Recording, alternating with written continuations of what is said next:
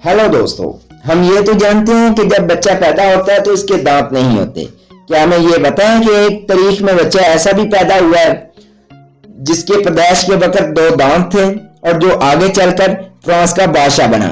यानी जब पैदा हुआ बेड से नीचे उतरकर थोड़ा चला और फ्रांस का बादशाह बन गया। उसका नाम लुई 14 है।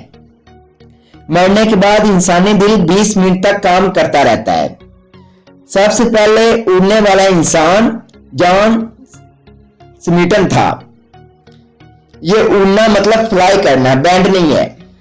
हमारी आंख का साइज हमारी पैदाइश से वफात तक एक जितना रहता है।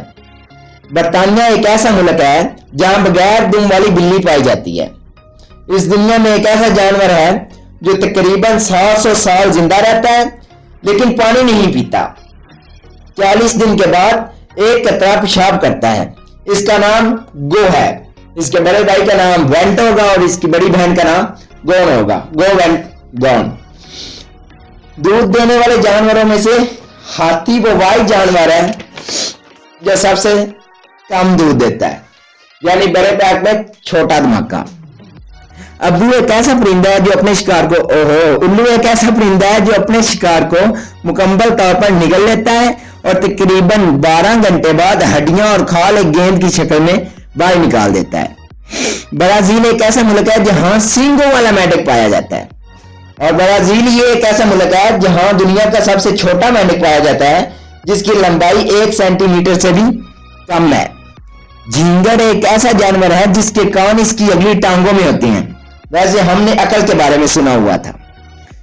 एक ऐसी मछली है जिसका दिल उसके सर में होता है और इस मछली का नाम है शर्मैप।